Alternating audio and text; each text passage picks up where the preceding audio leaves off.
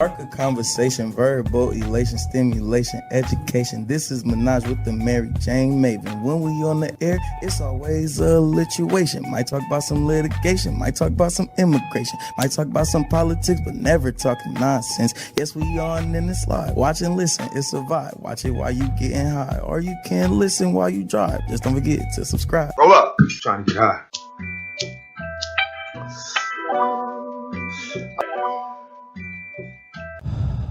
Welcome to Menage with the Mary Jane Maven podcast with your host, the Mary Jane Maven. I am the producer, the hubby. Follow us on all social media, Twitter, Instagram, and Facebook.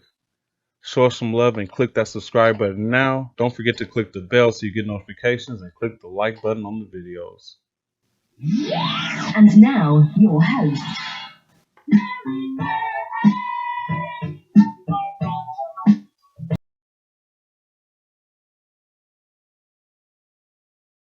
What's up, everybody?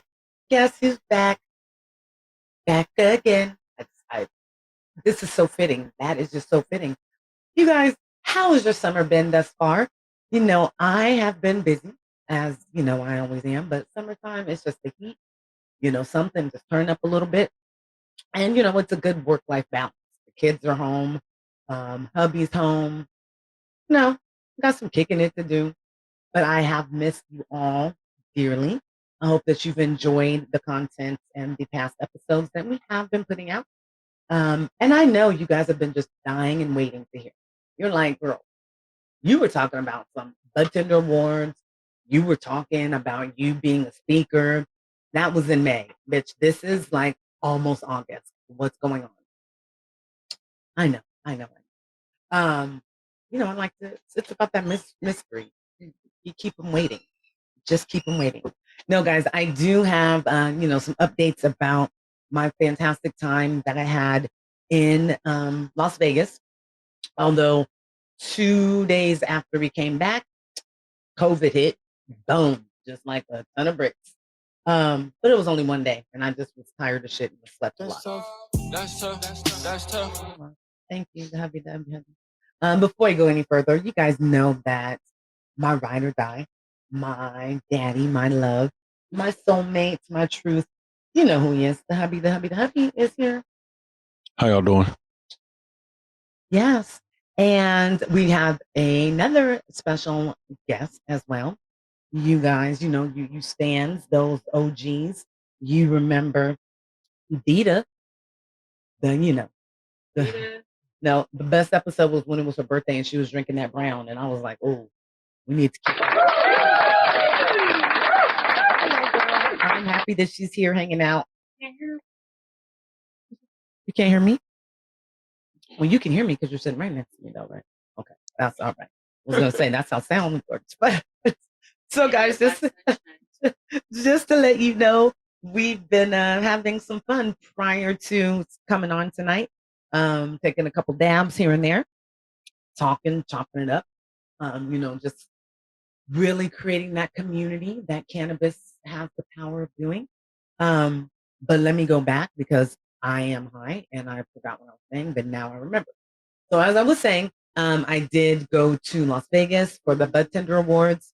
Shout out to Bud Tender Awards, G4 Live Expo. I plan on being a part of it every single year. So just go ahead and sign me up. Send me that contract. No, it was a lot of fun, you guys, and very inspiring, and actually made me come back. And I just felt like unfinished business in a way, and I didn't know why, but it wasn't really unfinished business. It was the universe's way of telling me, like, this is a different experience. Like, don't just add this to your resume of speaking, or, you know, say you got to go to Vegas for a few days. There's something more that is meant to come out of it. So it took me a little bit of, you know, of self-searching and just kind of thinking, because, you know, of course I know everything, so I don't have the answers right away. But I really wanted to make sure that what I was feeling was sufficient and was real. And lo and behold, it was. So you guys are like, what would you feel? What? I will tell you this. I had a damn good time. I met some awesome people. And our special guest co-host this evening is probably, it's safe to say, out of everybody that I met, in that number one spot. We hit it off immediately, and I'll fall right into the quote. I mean, my segues are just killing it tonight. Just, man. All right, so the quote for tonight's episode is, the universe does this thing where it aligns you with people, things, and situations that match the energy you put out. The more you improve yourself and raise your vibration, the more you will see things that are beneficial to your well-being. And I am, you guys have heard me say this no less than 1,000 times. I have chills, and you guys know that's kind of, I get chills. It's a real deal here. I just want to say that I had the pleasure of meeting this queen. My very first speaking panel, I actually went to the wrong hotel, so I was like, good Lord, like, come on, black girl, you about to be late. Like, of course you about to run in late, like, and you know what they about to say.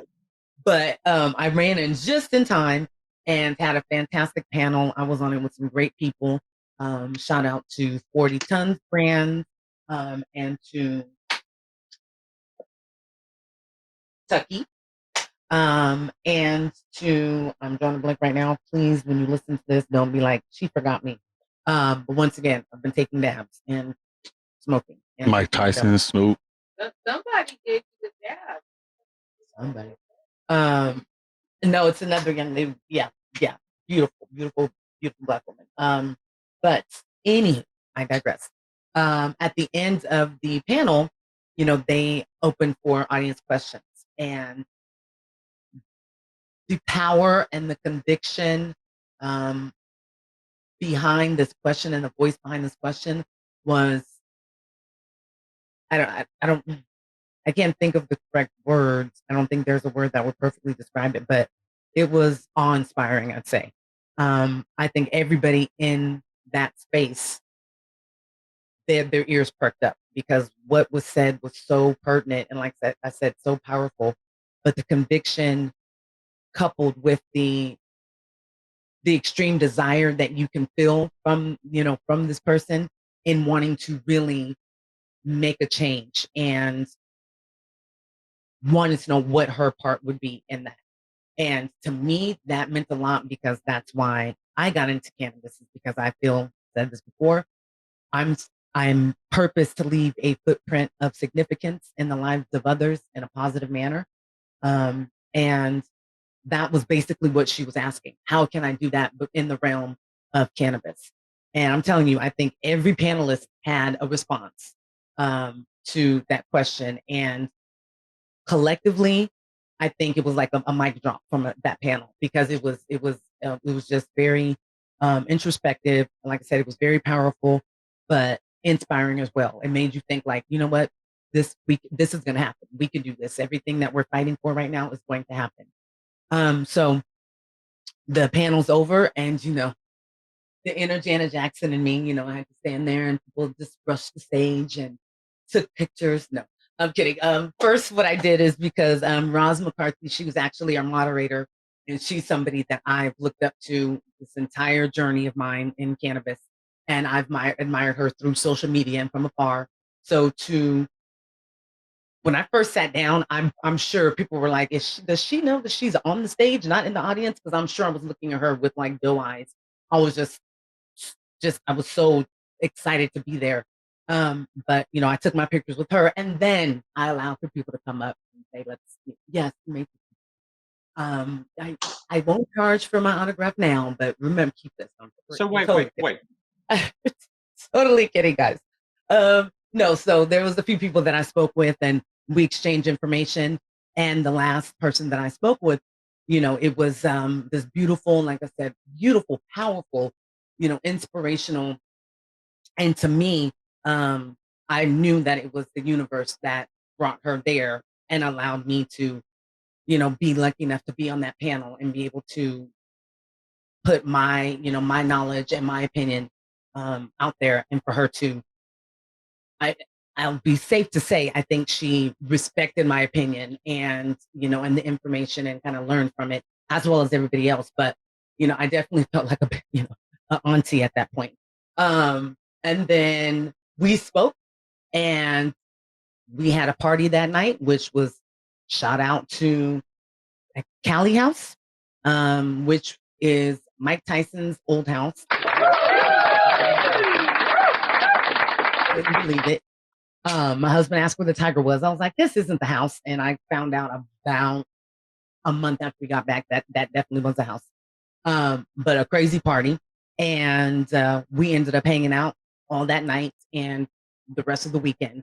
And like I said, just the power that I felt as being one of what I felt was a good representation by people of color at this expo, to then go to the closing ceremonies, which was a very nice, you better dress your best. There's a stand and repeat wall, like pictures, flash and everything, award show.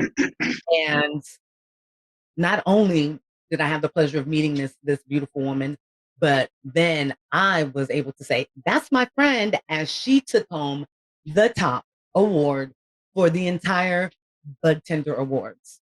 I mean, yeah, I wouldn't have been as gracious of a runner-up as other people were taking pictures of it. It'd be all over my face in those pictures. But I truly feel that the universe is working in its divine and just infinite knowledge and purpose when it brought me to Las Vegas, when it brought her to our event. I wish you guys could see Happy. He's like, wrap it up. If there was music he could throw on right now, I would be, my Oscar speech would be cut into. I'm getting it. So this is a beautiful. Yeah. See, Hey. with my favorite song too, by the way. He's gonna roast me like that. I love you too. I love you too. You guys get yourself a husband and be married for 21 years. That's what they do. Anywho, But I am the one. You are the one, babe. You are. Okay. See, now you're stopping me. So everybody, welcome the winner of the 2022 Medallion OG Bud Tender Award, and somebody who was considered much more than an acquaintance now. Charity Vaughn. Remember that name, y'all. Remember that name. Welcome. Thank you.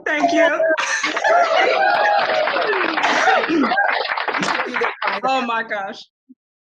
Sis, you got me over here smiling like I'm just the shit. Okay, that was such an amazing opening. I have never been introduced like that in my whole life. I'm gonna absorb that and take that with me for the rest of the week. Okay. Get your Mariah Carey on. Mariah Carey's like, I am Mimi. Like, and so yes, so just be used to it, girl. You're doing big things. So we're gonna jump into. In case you guys don't know, I mean, obviously, this is my very special guest co-host. And we're going to have a good time tonight. We are going to drop some knowledge, educate, and I'm really going to try hard to not have a 2.5-hour episode, being that we've already been talking an hour. But you guys know me. I'm sure you guys are rolling your eyes like, all right. So first thing that I want to do is I want everybody, you guys know, it's been a while. I know every time you light up, you're like, it just doesn't feel right because Mary Jane's not here, but I'm back. Get your sativa, get your indica, get your hybrid, get your dab like we've been doing, and we will be doing a couple more times throughout this episode. Get your drink, get whatever you need to get so we can spark up. And so for our very good spark and salutations, y'all, let's get into it. So tonight, yes, my spark and salutations have been they are sponsored by, first and foremost, our dabs that we've been taking. It's a local brand, Smokeland. Red, how do you say that? COGOLE. It's a place.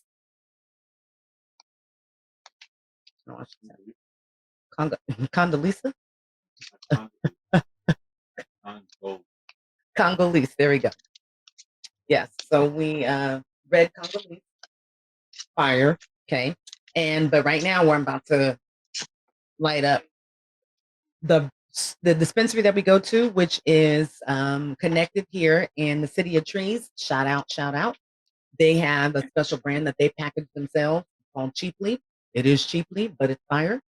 So tonight's this elevation is sponsored by the Xenoflower. Good. Turn up.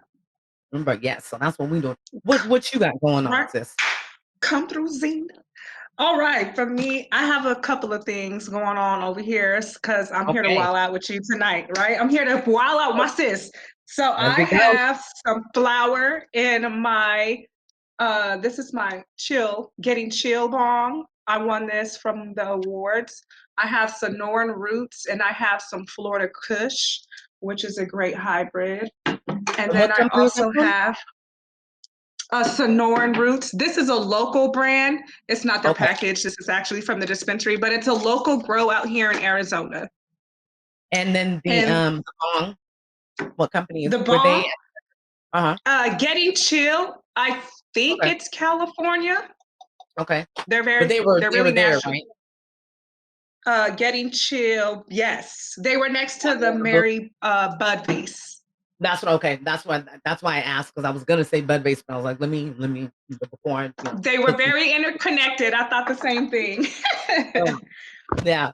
So you got a little bit. What is that? Is that a sativa indica that you got in your bong there? It is a hybrid Florida Kush. This is a new one I haven't tried. Sonoran Roots is a local brand that I like. My favorite is Abundant, but this strain of the Florida Kush is something new that I'm trying. And then I have, this is also another prize I won. This is an X-Vape Mini. This is a dab. It's an electrical one.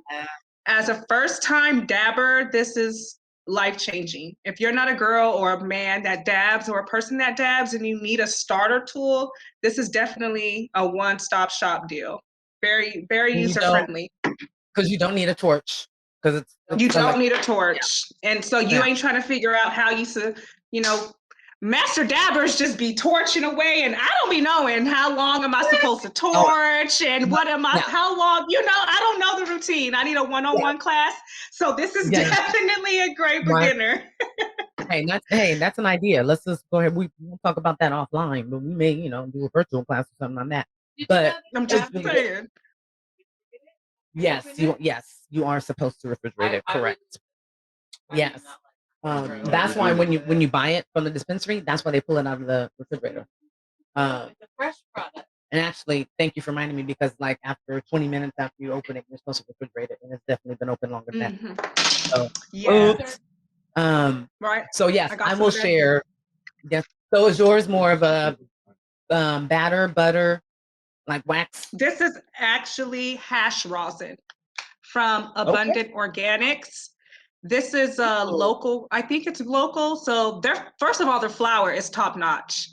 And this is a sample that I had got of their hash rosin that I've been able to now enjoy with my vape. So definitely the taste. I'm a girl with terpenes. I love tasting the terpenes. You know what I mean? Yeah. That's ours. It's more yeah. Yeah, it's I made a melt. I got a couple. You didn't take a hit yet? Oh, I got what you're saying. Yeah, diamonds. I mean, if somebody has it and they're like, here, but I'm not like, ooh, let's go find some bubble hash. But there is a good hash company out here in Sacramento. And you tried them at the event. Remember when we met Shin? Yeah, that he was there. I have to hit him up because I know he followed me on Instagram. But we definitely walked away with some good things. I mean, you definitely walked away with the grand prize, but I also was the recipient of a dab rig while I was in Las Vegas, just walking through, enjoying the happy hour, which thank you so much. They provided a open bar, free. Oh, the happy hour. I know that last day you and I both were double fisting it. Wow, man. We shut it down. They were like, it's over. We were like, she is still pouring drinks. Our bartender, she was hella cool. But oh. Mary Jane was definitely big sis that night. The whole weekend for me, because it started at the Cali Mansion when I couldn't even make it up the stairs. You couldn't. So, sidebar, and I'll tell you guys about this because this was funny. So everybody was upstairs. Like we were like, there's this upstairs in this house. Like we didn't know at that point because there was only the 50 or 60 of us that caught the shuttle from the hotel. That were basically bought tickets to the events or were speakers or whatever else. But then everybody in Las Vegas was there. Like ended up over the night. I was like, oh, there's a lot of people here. But as more people got there were people upstairs on the stripper pole. There was people upstairs and like, because all we knew was it was Mike Tyson's place. So we just thought maybe it was being rented out. We didn't know that he rents it out and he no longer actually lives there. But we were like, well, shit, if they upstairs, let's go upstairs to see ourselves. Now, the goddess that she is, you gotta break neck. So she had on very, very cute, very high stilettos. However, I had on flip-flops, or no, I had on sandals because I knew better. I was like, hey, any picture I take will go from knee up, but I was comfortable. We did 3 steps, and she was like, no, I can't do this. We don't need to see upstairs. We don't need to see upstairs. And I was like, girl, I got you. I completely understand. So we were like, I guess we'll just have to imagine what it's like up there. But we were in every other room in that house, though. Very nice house. Great infused spread. All that you could drink. All that you could smoke. There was so much weed going on around there. And Tyson Ranch was nice enough to just put boxes of his terpene infused hemp wraps out for everybody. I mean, just which were amazing. They were real, very good. How Like, yes. How come you didn't give me one? Girl, look, they had to convince me to get more. No, what's that party? Wait, you want me to just Okay. That was Thursday night. Get there to Friday, but so it was Thursday. But look, I learned halfway through the night, people were taking boxes. Oh, they were putting them out for you to take. Because I took one, and then she was like, "Girl, if you don't get a few more and put them in your purse," I was like, "I know, I'm tripping." See, black people. Okay. Stop being silent, quiet. Look, my thing is, I'm manifesting that Mike Tyson goes, you know what? She looks like she'd be a fantastic brand educator or running my shit. And then I will just get him endlessly. So I'm just speaking shit. I'm going to come around. I'm going to throw some fairy dust on there for you, sis. I have to give it up. You've been supporting Iron Mike and his cannabis endeavors since day one. The one who kind of let us know that. I hope this Tyson Ranch, comes to fruition because word is it's in trouble right now. And I was definitely going to be a member or something. I was about to be real bougie and just act like I'm that bitch and be there as often as possible. And actually, speaking of, I have a lot of stuff that my little baby helped me kind of put all my stuff together. I just wanted to show you, other than the fantastic, obvious connection that I made here, these are just some of the business cards and people that I was able to make connections with. The event itself was, like I said, very well represented by people of color and young people of color. And what was so awesome was that many of us already followed each other and were supporting each other through like social media. There's the rap right there. Like the real black. It was. We were represented. I'm pleased. But you guys, if you guys you're watching this, which I'm sure all of you will. I know that you guys listen and watch and then do it again. But this is what, if you're lucky enough to have this, in your store, or if you're somebody that just, is cool with your little liquor store dude and you like, hey, get these. They burn slow. They stay. You don't have to lick them and make love to them for 45 minutes to get them, to close. Wait, what did you say? Are they? No, they're hemp.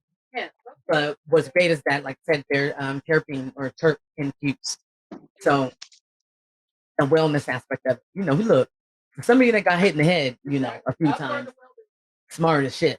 And we were able to meet the people from Tyson that represent Tyson and Tyson Ranch. They had a really dope ass actually set up. And some great entrepreneurs. So this is just something else that I'll be tagging these companies actually, so that you guys know that I'm shouting you guys out. As you guys see here, my 8th brother gear, because I was telling you guys about 8 brothers before I went. And when I saw their booth, you would have thought that I was seeing Michael Jackson. Like, I was like fangirled out. And the guy that was running it, I think he was trying to like test me a little bit, like, okay, you right. Just like, somebody that runs up and says, oh, I love your music, and then you don't know their songs. So he's trying to test me. And I was like, please, I got this. We get it from here. This is how much it is. Like, this is THC. So yeah, needless to say, he was. I'm ready, like the chairman of the Iron Blood Tender. You're like, Hey, I got things coming. There, it's coming. Right. It's coming. I've just learned now that I can't do everything at once. Yeah. I used to want to do everything at once, but I digress. See, once again, I got off topic. So I'm gonna try to stay on our bullet points, guys. But we have some good stuff to talk about, and then I definitely want, I'm gonna call her because this is her her social media name, Black Sunshine. I mean, that is just powerful right there. That sounds like a superhero, like a DC or Marvel character or something. Black Sunshine, putting it out there. Yes. What, 2-3 Listen, years. Black Sunshine definitely has a meaning behind it. But yes, thank you so much for that. Yeah, well, yeah, sure. While we're talking about it, and then we'll move on to we'll talk about the content. I do want to segue back a little bit though to Mary Jane talking about how we met, because I had actually seen an ad of her on Twitter first of her speaking, and she had the blonde hair, and it was a sister, and I was like saving it, right? That was the first sister I seen on it, or a person of color I seen on the ad in general, and I was like, I gotta tune in, and I even comment like, girl, I'm gonna be right there to come listen. So this was way before I had even got to the event and saw Mary Jane. So when she talks about like divine assignment, I'm with her with that, because my whole trip there, just me getting there, was definitely an alignment. So I want to throw that out there. And then and I caught the end of the segment and I got to see all of the speakers speak, luckily as well. But it was something about Mary Jane. It was something about her voice. It was her passion and the way she spoke so fluidly that drew me to her, that I was like, I feel like I could learn from her. You know what I'm saying? And I think it was a really great representation, and she handled it so well in so many different ways. So I just had to throw that back out there too, to her, okay? I appreciate that. Thank you so much. I was my first 5 minutes up there, I felt like I shouldn't be here, because I'm sitting and I'm looking at all these other people that I looked up to, and they're making, making waves and doing really big things as far as advocacy and, big brands and things like that. And then I was like, wait a minute, bitch, you were up here. Like you didn't sneak your way up here. This is no like 5 Heartbeats thing. Like we just snuck our way onto the stage. Like this, I deserved to be there. And just immediately that, old habits, I will say, I immediately was like, if you don't shut up and move out the way. And I know exactly at that point I got asked the question, and I was like, look, I'll answer first. Or we were asked the question. I said, I'll answer first because I tend to talk a lot. So I want to make sure everybody else has their time. And of course it cracked everybody up because I tend to do that. And then it just at that point I feel like it just clicked. It was a journey for me as well, because everybody knows, Deja, we need that. Everybody knows. Thank you, hubby. That I didn't travel without hubby, and that he's always there with me, and that this event he couldn't come to. So it was a little hard for me because it was my first time in Vegas by myself, but then also something that I felt like, oh my gosh, like this is big. Like this is the catalyst to other things. But supportive the whole time. He called several times. And then actually thanks to the second panelist and to, I believe it's Santa Rosa 365. I want to say that's right, but they actually live streamed. And so he was able to log on and watch it just like people say. So it was a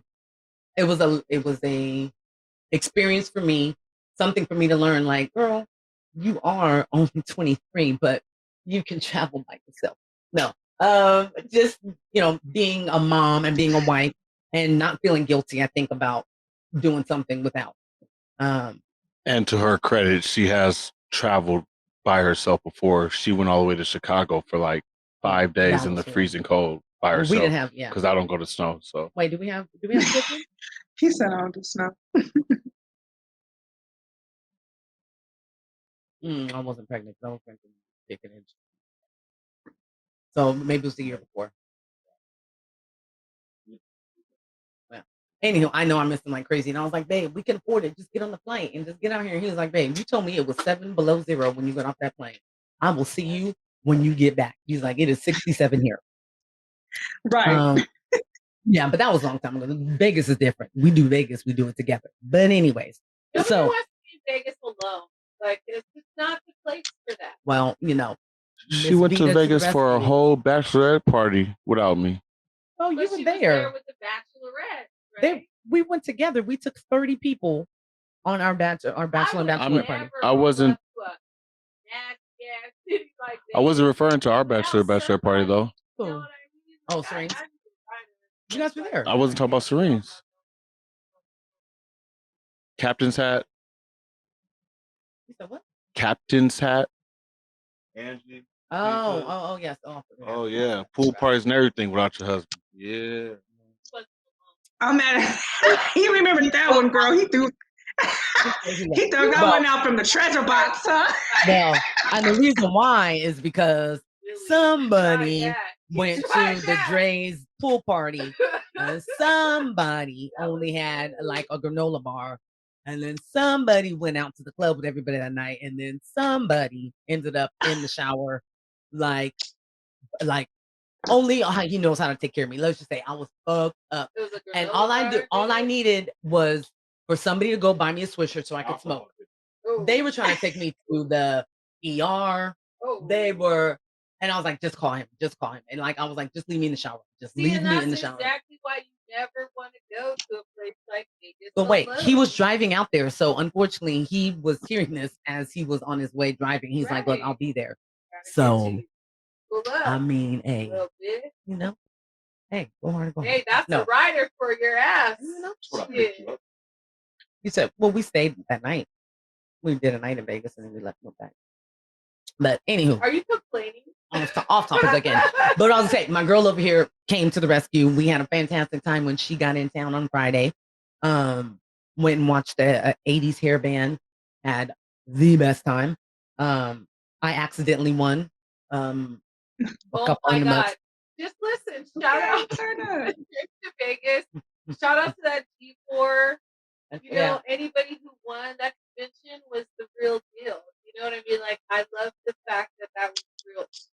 Yeah. You know, but you know what I'm talking about. No right? joke. Spilling the drink on the it was no joke. But then just the whole vibe of everything we had going on, we had crazy energy going on. Yeah, and it was hella people in Vegas that weekend. I walked away from $1 million. Legit, because she was scared. God. She was like, before the security comes out. So what happened, guys? We just take over $1 million.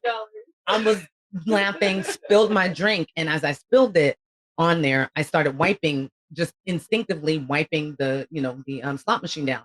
Well, it's a 2022 slot machine, so I'm hitting spin and I'm betting higher, and every time I did it, I won.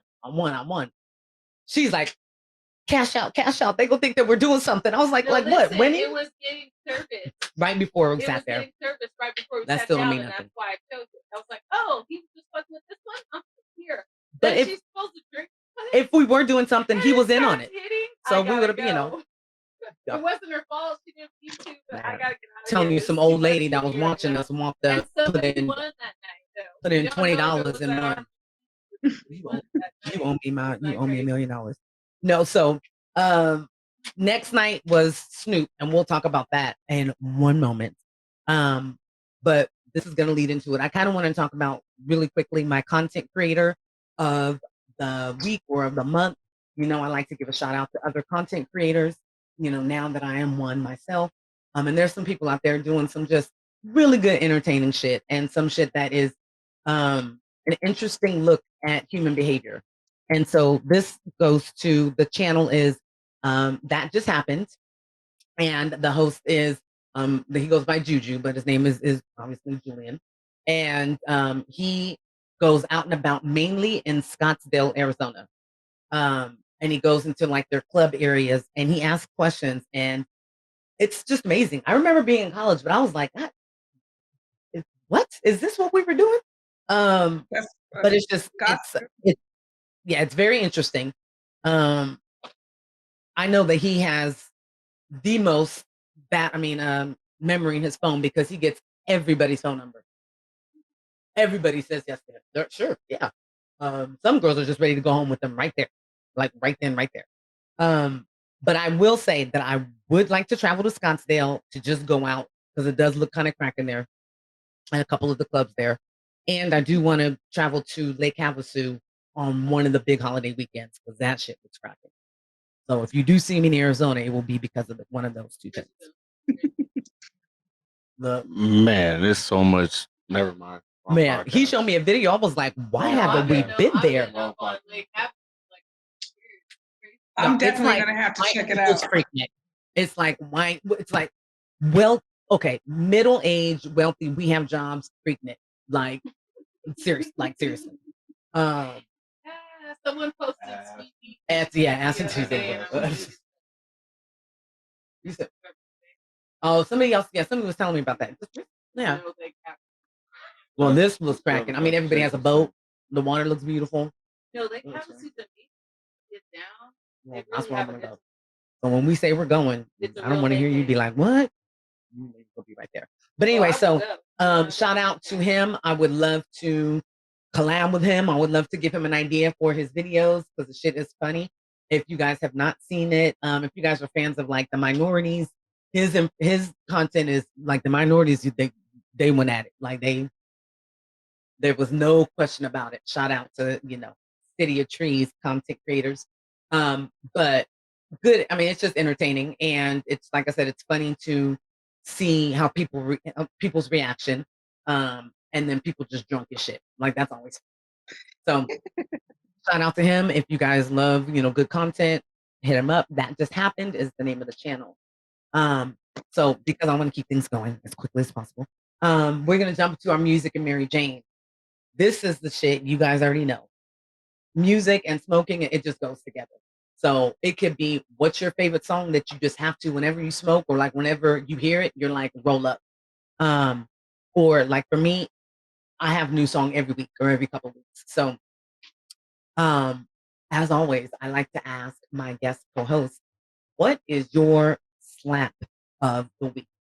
What is your music and Mary Jane moment? I'm gonna have to be the typical person right now and be on the Be Queen train and go with Break My Soul with Beyonce because she released it the day after I had was it the day after I put my 2 weeks in? Or like the day I was about to quit or something. It was such an alignment and all those words, the way she started off. And I was like, girl, thank you for letting me know this is what I'm supposed to do. Everybody knows that listens. I am not I've been like, look, come after me, Beehive, but I've never downplayed her talent and what she's been able to do. We're not gonna talk about back in the day talent. I'm not talking about that, but what she's doing now. But I heard this song first. I immediately identified that it was a sample of a good dance song from the 90s, Robin. Yes, Show Me Love. Yes. I immediately, and I was like, okay. Yes. I knew it was something, that beginning, that Vogue, like it was giving me that 80s with the spandex on and shit. Yeah. You got to show me love. Yes. Yes. I was only a baby when it came out, so I remember. But it was still my favorite song. No, it's one of the. It's from that period. I'd say it's a good foundation for a lot of songs now. Actually, Cascade, a lot of his songs that he has female singers on. It kind of very has the black one. Yeah, that sound, yeah. But I love EDM, so that's a whole nother episode. You said what? Show Me Love. Robinette, yeah. So when I heard it, I was like, damn it, God damn it. And then I heard the message and I was like, yes. Then layer it with Big Frida. Yeah. And then to see her album cover, and I was like, okay, girl, you make me want to. She's like on a horse or something. I was like, I need to be. Girl, she rode in on her silver horse. Yes, come through, Beyonce. I mean, look. And I love it though, because I love EDM. So Drake and her son kind of set the mood for what the next trend, and I think music's going to be, which is going to be very house EDM, yes, because his song, What Motivation, and Break My Soul, I'm sure that's been played at pool parties endlessly in Vegas this summer. I know it'd be on my DJ if I was a DJ. Like, that'd be the perfect, that should be on repeat. But yes, it's a lot of power behind it. And I actually saw on TikTok, a post of hers the other day when she was basically saying that you're already purpose. Like if you don't think that your hand was being held, and I'm not saying it right, and if I look it up, then we're gonna get off topic. But I'm sure you guys can find it. All you're gonna do is Beyonce, drops the mic. Like it's just genius what she says, and it's so in line with my mentality and how I'm choosing to live right now. And I think she's a musical genius after pandemic, and I think a lot of people going, you know what? I'm taking control of my life. I'm gonna do what I want to do. That is because Beyonce ain't got to worry about it. Beyonce don't pay no PG&E, no water bill. Look. Pre-pandemic, she tried to put respect on myself. Inequity, remember? Well, yeah, I mean. So she didn't just get on her like. Well, no, her and she also said bills, and a whole bunch of other shit that doesn't make sense. So. Can you pay her? See, and I just said it. She don't pay her own bills. Beyonce wasn't paid her bills back then. She was asking somebody else to. No, I think her and Jay-Z are being responsible billionaires, and they're being a good example for what it is to be a Black, wealthy person in America by them, doing things, investing one in art, and like letting Black people know, like it's good to have smart. Like, do you know who Basquiat is? Well, figure it out. Google somebody. But then also using her platform and not being afraid of the backlash that she could get from Hollywood by, doing like the Super Bowl. She basically was like, I don't give a fuck what y'all say. I'm about to show y'all what it is to be Black at the biggest sporting event and the most watched, television event of the year. When he did upset, I'm sure y'all was mad. But she did it and she didn't falter. She didn't lose a step. She made y'all put more money in her pocket. She went and did Coachella. Like, I'm just not mad at what she's doing it responsibly. She's not being selfish about the blessing she has. And I will give that to her. And I will be the first to admit, I'm definitely going to listen to the album, which I've never listened to a Beyonce album when it came out. Not one time. Not one time in my life. My favorite song by her is, her and Jay-Z. That's my shit. I love it. She said her and Jay-Z. Just like I hate to admit. It's like, well, you're about to do. That's hilarious. This album I'm looking forward to. So I'm not gonna go broke or not be able to pay my rent to go to a concert like everybody else does. Like, I'll wait till somebody records it and comes out on YouTube. But so my slap of the week, it's kind of hard. It's a toss up. At first I was going to say Churchill Downs, Jack Harlow, Drake. Jack Harlow should have just been like, Drake have it, because Drake kills it. I mean, if you feel some type of way at the end of the song, he was definitely talking to you. He does not mince words, and I love it. But I came across, and those of you who be like, oh, she grew up in the suburbs. Yes, I did. So I may not be saying this correctly, but Waukesha, yeah, but with the remix with Lil Wayne, that shit goes. So Moneybag Yo and Lil Wayne. Sure. Remix. There you go.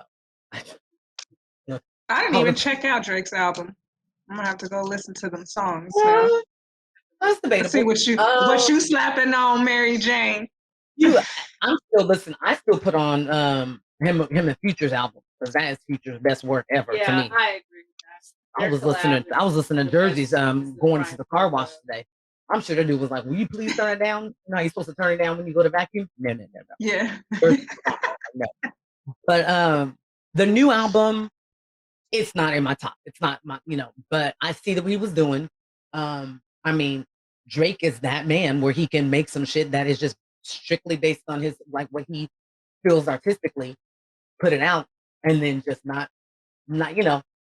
keep going. Mhm. Like he's not tripping. So, but it's definitely a cleaning the house. Let me go ahead and throw this on, so you won't feel bad if like you get, deep into cleaning your toilet and like you miss a track and you won't feel that bad. So the name of the song is Waukesha. That's what I said. Yeah, I thought that was the artist, and you realize that you're bumping Ashanti, right? Wow. See, I don't feel No, she bad. said Waukesha You said what, babe? featuring. I like to avoid that part of the song. Okay. It is It's not a Shanti song. Okay. Ashanti's on the remix.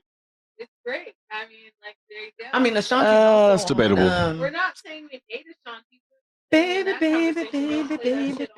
Are you speaking French? Because I'm saying I hate Ashanti. Oh, damn. Respectfully. Okay. He said, "Are you speaking for yourself?" Because that's not what I said. I Yes. got to. I've Yes. got to. So, I'm going to throw at you always. Number 8, right here. Okay, I may listen to that now. I mean, because the album. But, I'm also, I didn't pop a Tesla, but I do want to hear some Afrobeat. So, Burner Boy, It's Plenty. I'm feeling that. No, who that is. Oh, yeah. Do I really? No, I'll add one more. Toby Ingo. I cannot say his last name, but this dude is ridiculous. He says it in a song. I guess. He's he said the song "Fire." He always raps with his baby mama. Toby is setting a whole new trend. Toby Niguwe. Nwigwe, isn't it? Toby Nwigwe. My bad. You got There it. you You go. got it. You got it. Boom. There you go, right there. See, God, you already know it. If you guys don't know, please just go on a YouTube little trip and start off with the song with him and Paul Wall. Give Paul Wall all his flowers because he came so fucking hard in that song. And some ugly easy slides, but it's called Juice. Yes, I mean that first time we listened to it, we legit just kept rewinding. Like, did you hear what he said? Did you hear? That's a good song. Okay, when you have to go back. Did you listen to Tonda? Yeah. Yes. Oh yeah. I mean, this new album actually saw Broke No More, Never Broke Again. That's the newest one, the one we watched the other day. I'll look it up. Oh, Broke No More, I think, with Chameleonaire and 2 Chainz, girl. That's what I said. That was fire. I mean, first of all, I'm a 2 Chainz. We are the stance. 2 Chainz can do no wrong. Neighbors Know My Name was actually going to be my slap, but that is the continuous one. So just know that's a slap for the year. Because I just hope please come out with a remix because it is too short of a song, but it's fire.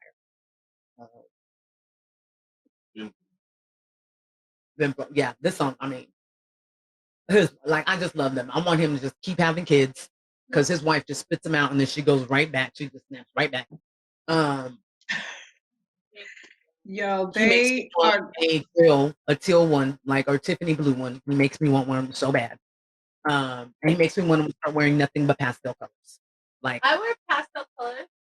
Yes, and that's their line. That's his clothing line, and his wife sketches that shit out. Like, that's even more dope on dope. Oh, talk about soulmates, and they're just meant to be. Did you see when he proposed to her? Did you ever see that video? I did. Oh, I was bawling. I mean, look, crying like I had lost somebody, crying so hard. but that love is beautiful, and that is a great example of Black love, y'all. Like, you always want to be like goals to somebody ratchet. Freaking what's the name? What's the one that put the met her today? She thought that you like she knew me. Uzi Vert. Look, yeah. And JT. That is not goals, okay? I would prefer to be like a Carisha Diddy couple. Look, if Diddy don't stop trying to relive his youth with that girl, she says flued out. And Diddy, stop. She is very cute, but she says flued out. And Diddy had niggas running across the bridge for some cheesecake a good 20 years ago. That means you need to stop. Stop it, Diddy. Stop it. But I will say his BET tribute show was good. Little Kim, please stop. Whoever her plastic surgeon is, please stop doing it. Holy fucking shit! Like, don't do bitch and stuff like that. Cause I just can't take it. My brain gets stressed out when I see images. Oh yeah, I forgot Chameleonaire was on here too. Can we talk about the culture of? Oh, I'm sorry. Yeah, I just wanted to give the people a taste. We ain't broke no more. We ain't broke no more. We ain't broke no more. Yeah. We ain't broke no more. Oh, yeah. Oh, I've been broke like the USA government. Put my pipe in my wife right after the covenant. Pistol right by my side, contemplate dumping it. Only if a demon try scheming or touch me. Oh, yeah. Big drip on me, don't trip. Might slip down hydroplane. Oh, yeah. Whole squad ball so hard on God, might buy road game. Oh, yeah. My little buddy make it out the muddy, still got his family in check. Oh, yeah. Trouble us might get your whole jaw buttoned up. Wait. What did Dylon say? Spit hot fire. Like that. I mean, and y'all just don't. He choreographers, he's a choreographer of his dancers, and those is all his family, cousins. Like, he on some real shit. And I love Toby. We have been to a Nigerian party. They legit do that. Don't want you guys watching and being like, oh, they're flossing. No, that's what the fuck they do. The events they do are whole production. Yes. Like, shout out to Baba G Day, right? My little bro. I want your wedding to be just like that, and I better be in it. I want to be just like that. I want a full dance routine. I want 2 Chainz there. I want Chameleonaire there, and Davido. For real though. Remember when we went to the barbecue at his brother's house, and yes. Remember you parked and the cop came and you were like, I didn't know I couldn't park here? Yes, there, that way. People say weed smokers don't remember stuff. I remember. So, so your 2 songs, you gave them, right? Yeah. Okay. Boom. Babe, yours is the baby. Okay. So, always the baby. Shit finna go so hard. Yeah. Hey. The baby. I love the baby, okay? Like that look. Baby get it. And him and Danny Lee's baby, or Danny Lee, excuse me if I'm not saying it right. Baby is so freaking cute. And that baby just be like, lady, leave me alone. She be wanting to watch whatever she watching on TV. And Danny be trying to kiss her. It's so cute. That baby is fucking adorable. Can I actually give a correction for my song real quick? Well, keep going. I'm going to show you one song. Okay. No, this is the song right now. First of all. Oh, where's it at? Yes, he's my husband. And I did not know that he even knew the song until I heard it the other day in the car. I was like, what is this? And then now I see it's a TikTok sample. And people are like, oh, great. So he will play that. I got to find the name of it. Yeah, he will play it momentarily. But while he does that, we are going to get into a little bit of shout out for, our culture, the cannabis culture. And now this is something I saw on Twitter. Okay, so if it's cap, blame Twitter and marijuana moment, because this is where I'm getting it from. But did you tell me to wait? Oh, once you said that. My bad.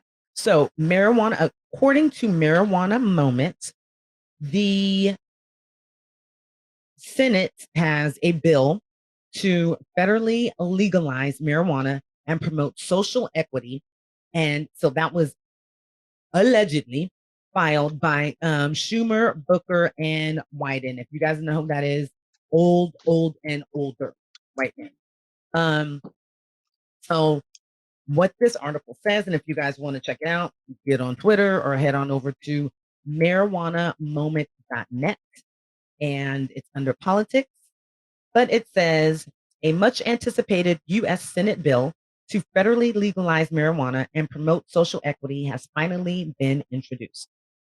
So part of me is like, there we go. The other side of me, the side that knows better and knows our country, is like, what are y'all trying to distract us from? So kind of a double-edged sword, because they pulling, I don't know if y'all know, but our president they about to replace him with the robot, because didn't know that he was this old.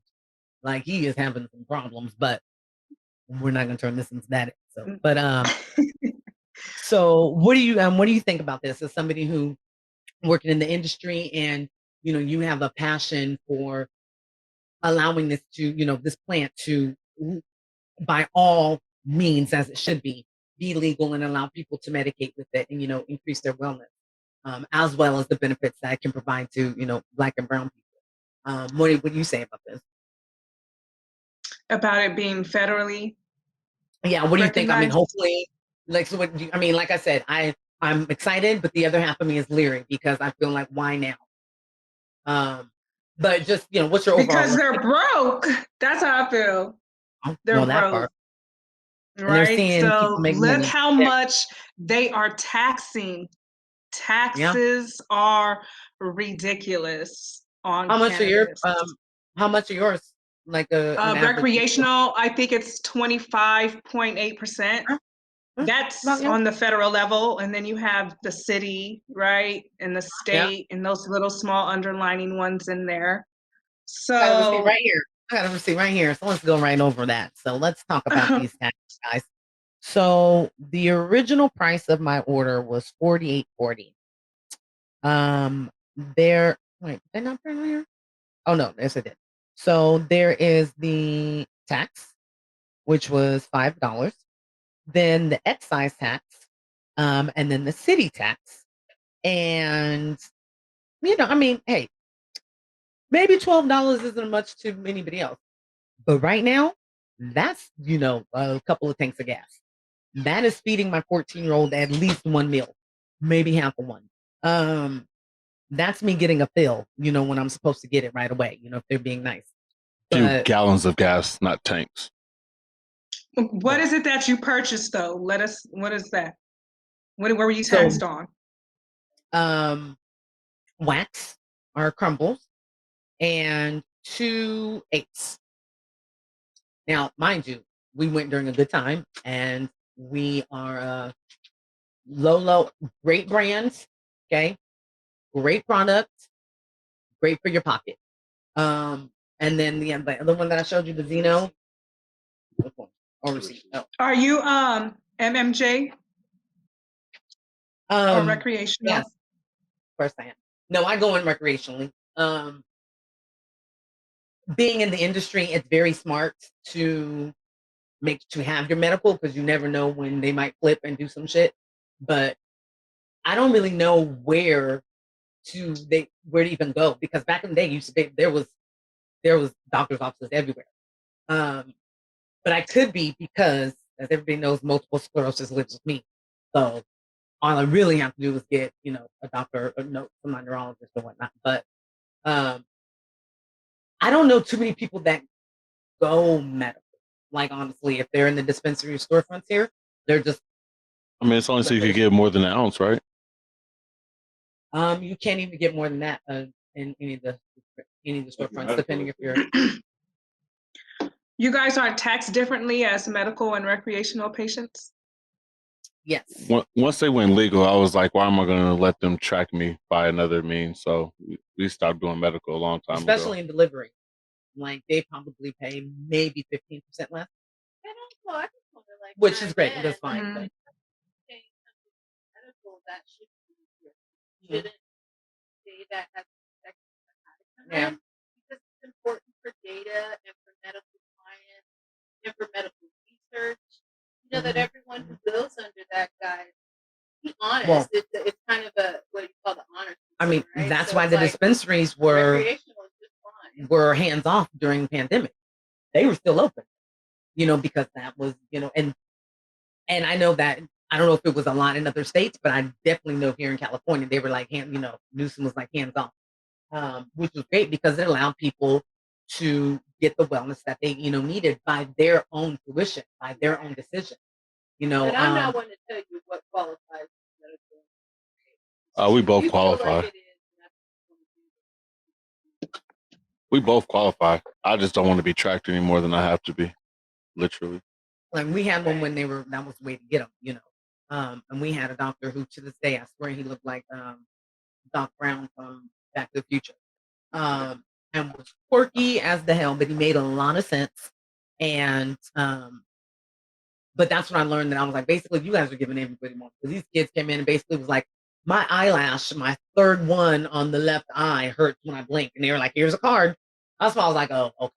I actually still have my license in the glove compartment. It expired like 10 years ago, 15 years ago. I will say this. The sessions, the farmers markets, that we used to have, which we don't have in abundance anymore here in the City of Trees, some of them would say you have to have your medical.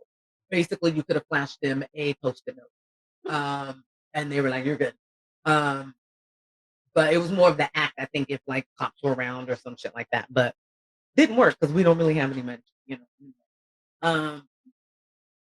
But yeah, it's there. Like I said, I need to see what the intention behind it is, other than let's start making money, where we could have been making money for decades if we didn't master plan, the demise of Black and brown people by demonizing and, making it a legal drug when we know it's But they made money that way through the prison, through the private prisons, right? So for me, it's just, at the end of the day, I personally feel that's just what it is. The states are independently now are catching on. Like what, within COVID, how many states came recreational or even just medical, at a time? So for me, it's always like, of course they're going to catch on because they want their hands in that.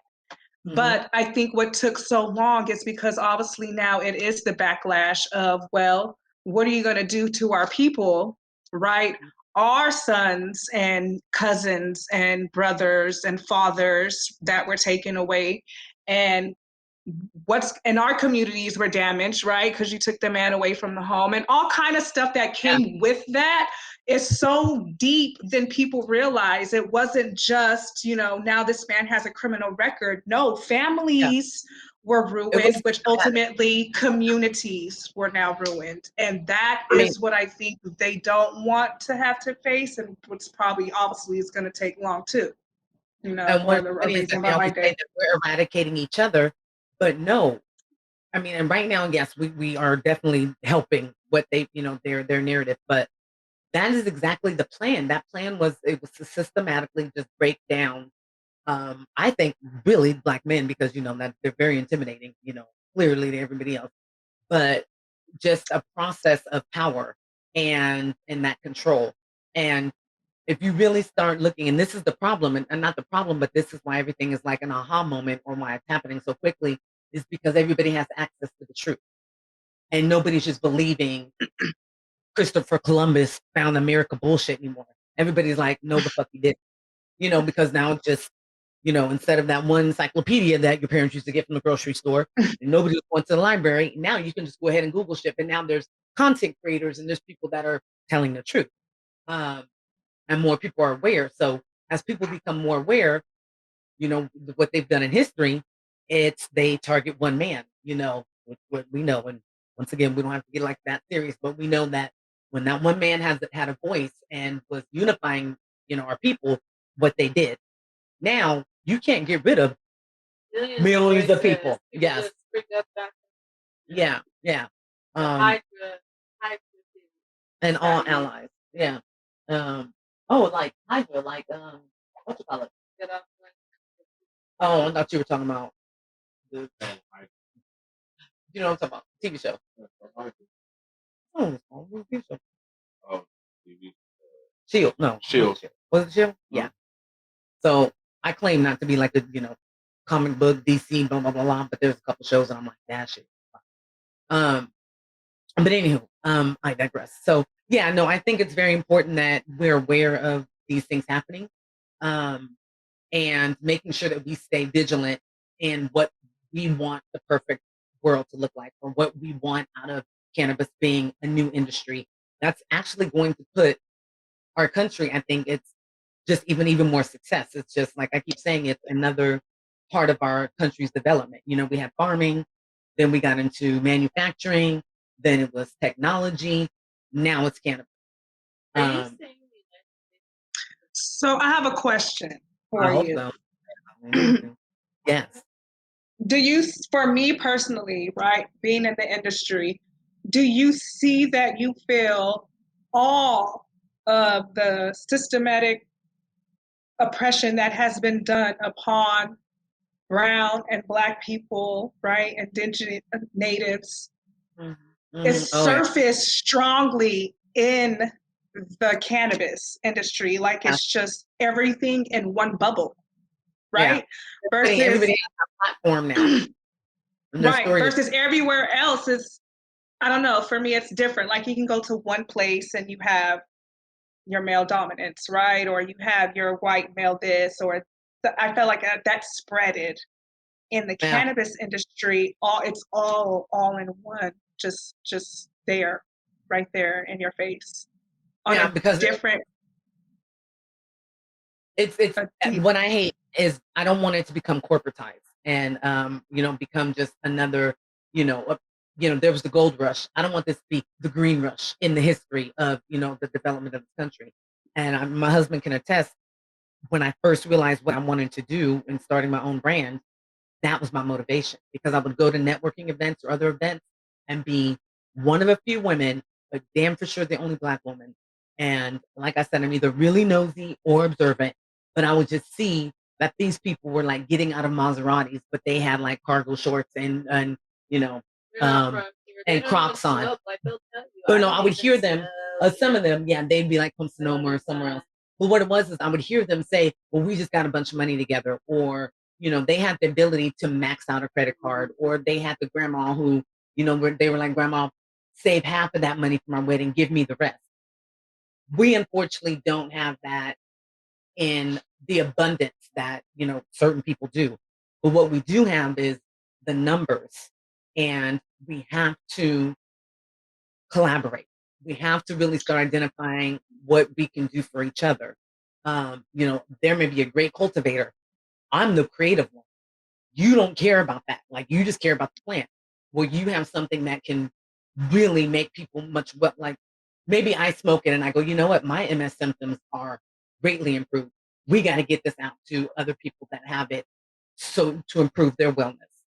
But if you don't have somebody to solicit that and to support that mindset, that person's just going to be a home grower and not be able to, I think, really truly live what their purpose is.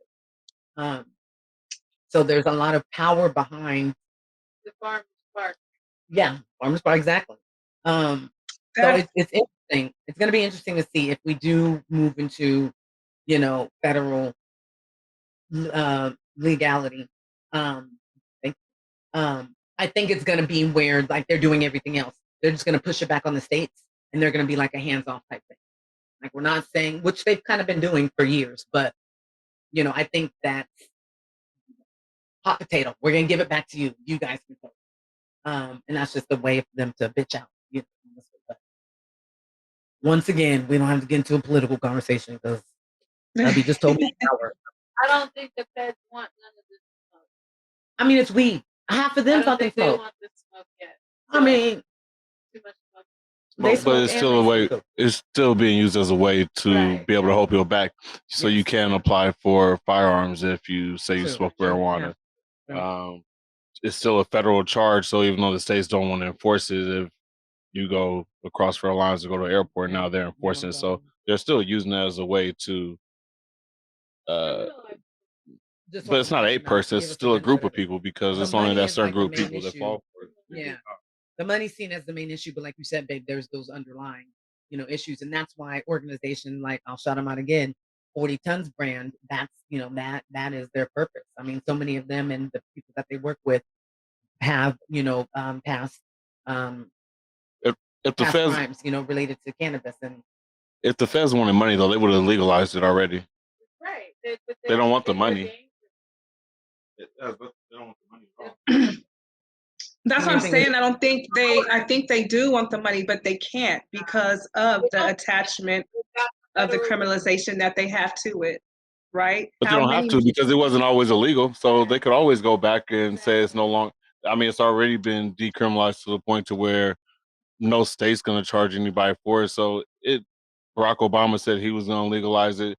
Biden said that he was going to look into it. So they could have been done, made it not was it level 1 or schedule 1 that's a good drug? Point, because instead of getting people on weed, they're getting people on RICO. They're getting like 6 or 7 niggas that just kick it together in one neighborhood. But then still giving them a weed charge with it. That's what I'm saying as well. But they're Pooh Shicey's part of his charges. He had a whole big old bag of weed on him. Yeah, they're doing. I mean, it's a smoke screen. They're saying they're getting them this, and then they talk about how violent they are. But yes, then they want the bigger fish allegedly. But the whole time, they're the biggest criminals because they're the ones doing behind the scene deals with, freaking Northos. I mean, it could be because how much money they're making on their pharmaceutical opioids, right? Because that insurance money is a whole nother money game right there itself. How you gonna get mad at me?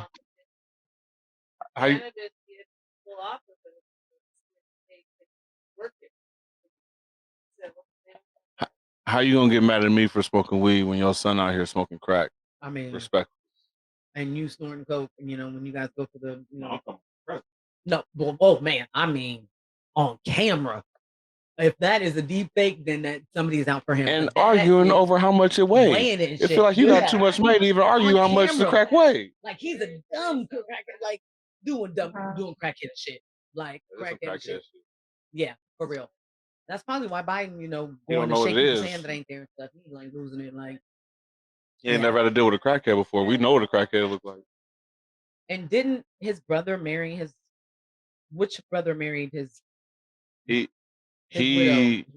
brother's widow? He married his brother's widow, I thought.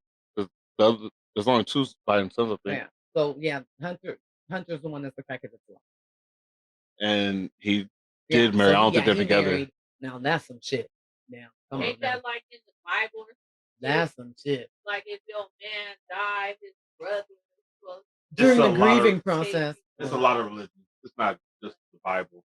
It's a lot of cultures that it's old though.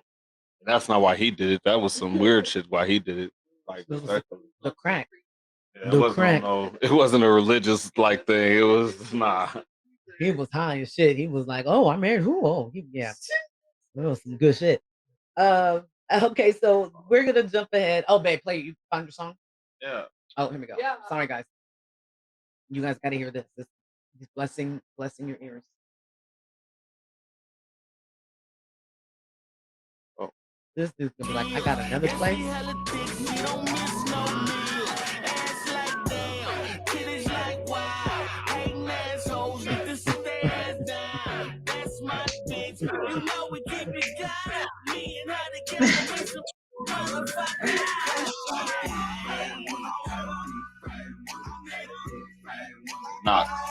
Knock.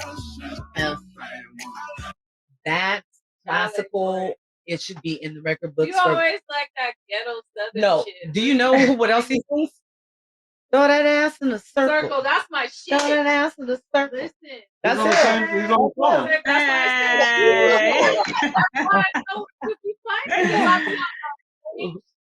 He kind of reminds me of Mr. Ghetto. I feel like that was the same person that made the girl beat. We all have a little ratchet in us. It's okay. I mean, it's the best thing. Come on now. I mean, it's in us. It's deep in us. I feel like way back, our ancestors were just to the drum stuff. They was getting up there and like, Exactly. It's ancient culture. We make it. They make it sound like it's bad, right? But it's been in us. True. Right? We populated the human race off of throwing that ass in a circle, you know. So there you go, sis.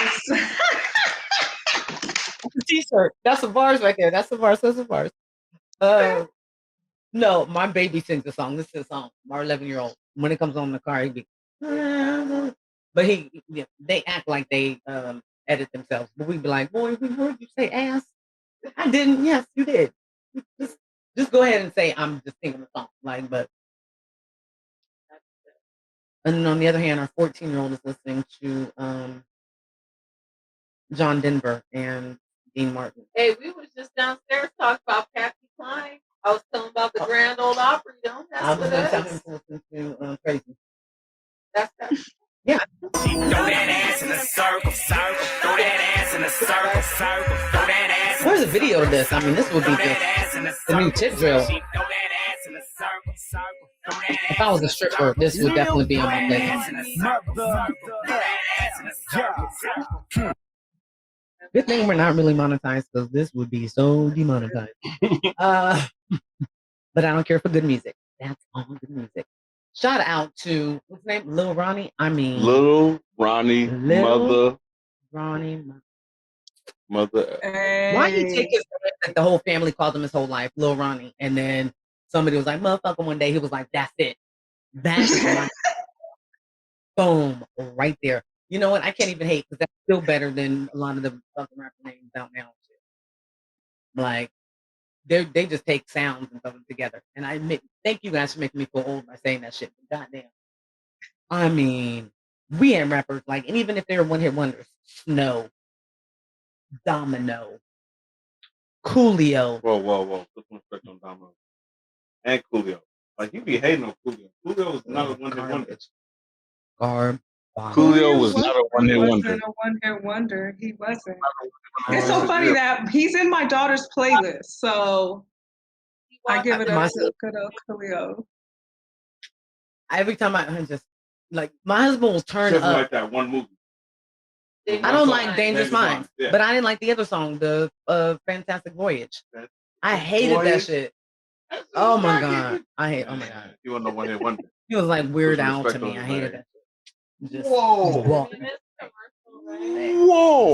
You know. So disrespectful. I'm never mad at a black person. Too bad he didn't keep his money though. You know I'm not mad at him either. It elevates. Well, let's talk about. I wasn't gonna bring this up because it was old, but this is good. We have to talk about it. Let's talk about somebody coming up, making their money, and continuing to make money. Ray J. I know this is old, guys, but I was not here to talk about the greatest verses of this year. I'm not gonna say ever, but I have been walking around just randomly going, "My baby's born." My bed and singing it to my 14 and 11-year-old, and they look at me like, yeah, I know. I'm doing it a little bit too good. And then, won't y'all let me get off my song? I'm trying to sing One Wish, Princess. And y'all just that. I mean, but Ray J's a genius because Ray J did not need to do that. Ray J did not need to go up there looking like Fred Sanford, doing whatever dance he was doing. But he has money. Like Ray J is smart. He's gone from. And he's smart, and he knows what verses. That's what I'm saying. Yes. It was comical. He took it there. Now, Omarion and Mario, though, I thought it was about to go to blows. Like, first of all, Mario exposed all of Omarion. All of them. Was like, we know you can't sing. We know that was little Stevie singing for you. Which was, if you guys don't know, the lead singer of the old group Troop. You guys don't know. Spread my wings and fly away. Yeah. So look them up. Troop, they're fire. So allegedly, he sang. The whole band came out. Hey, nobody's gonna try to give you that. Well, because Omarion just could not sing. I mean, he showed it in the verses. Like, I mean, and it makes me, because I love Touch. But now listening to it, I realize that he's just going, "Oh baby, by the way," which is not singing. But Icebox is still fire though. Still fire. Shout out to that chick Angel, who was also a content creator, comedian. She says the icebox wasn't in his heart, it was in his throat that night, which I was like, that was good. But so I guess it was widely known that Omarion did not sing the first couple of albums that Lil Stevie was singing lead. Right there. Get it. Get it. Get it. Looking like he about 6.5 months pregnant. Get it. That's my damn. Is that Bobby? That's Ray J. Though doing the dance, that was Ray J. Oh, you didn't see one through one time? Get it. Get it. I'm sure Princess was like, I want to have another baby with him. Why? Because he got a dad? That part. He looked like very... It did. Her uterus and her ovaries just really ate. And then plus the singing on top of that. The only good singing he did was wait a minute. And that's more talking. Let's admit it. But I love how I was about to call her Moesha. I love how Brandy threw him under the bus the next day, only because she knew that she was about to make the appearance with Jack Harlow at the BET Awards. Rapping, which I was like, when was that ever a thing? Brandy acting like she's like MC Light or something in the show, but it was good. It was good. She needs to eat a couple, but good to her. Hella vegan, but she needs to do something like that. That thigh gap is just ridiculous. Oh my gosh, I feel so out of date. Like I am not in the times because I don't keep up. Me too. I don't watch keeping everything. up. My attention span is like 10-15 minutes at this point after watching a year and a half of just YouTube. But yeah, I catch everything because I do not support BET. Like that is just not like it. It's a lot of content. Yeah. That's why getting our place and having a podcast like this, where we can just entertain people but also educate, is imperative. And look, here I go again with just another smooth segue. So before we talk about or allow you to have the spotlight, have the floor, and wrap up this fantastic episode, we are going to talk about some of the extra uses every episode. Now I want to just provide a little bit of education about how we can utilize the entire plant. Just like, we recycle, we have that plastic bottle, we want to give back, to what we're doing. This is a wondrous plant and it has endless benefits and things that you can do with it. So for example, if you make your own, if you decarb your own flower and, make your own edibles or, make a tincture or salve or whatever it may be, the pulp that you use or that you strain after that can be used again. Don't just throw it away. Freeze it, and you can use it in smoothies, just like you would throw in greens, kale, and all that good stuff. Throw it into the smoothie. And it has the benefit of the coconut oil, for example, if you are infusing coconut oil or sunflower oil or whatever. So you're getting those benefits and a lot of good omega, the fatty acids, the good fats, which is something else that comes from the plant. So don't just throw them all away. Okay, utilize it. You can make ice cream. Anything that you think that you can make when you get frozen spinach, and then you go ahead and you throw it in a pasta or whatever. Same thing that you can do with its own pulp, which is kind of funny because it looks more like mulch, but it is pulp. So the more you know. That is my recommendation for usage. So Charity, is there any special, extra step that you utilize the plant for? Is there anything that you do? Is it just you elevate with it? You have any extra usages? I guess just the topicals. I never really realized how much the topicals really are effective in different ways, like a skin rash, kind of like aloe vera. You know how you would turn to aloe vera for different things like that. I didn't realize that you could use topicals, like CBD and hemp in those forms. I started using them on myself in different ways because I do have eczema, and I was like seeing results like immediately. It felt like for real. I was like, yo, like I really need to, step my game up because it's so much to learn. Like ever since I got into the industry, I was just a regular girl back in the day, smoke with my cousins, you know, that's how I started smoking type of thing. And I didn't really, over time, I did understand that it was helping me cope with PTSD and my depression, but I still didn't really know to the effect of like the medicinal uses behind it, really, until I became a medicinal patient, which was like, I think 2018, maybe somewhere around there. Right. And then that's when I was like, knew that aspect from personal use. But I definitely would say don't throw the topicals under the bus, you know? And then take on other forms of therapy too, like probiotics. Right?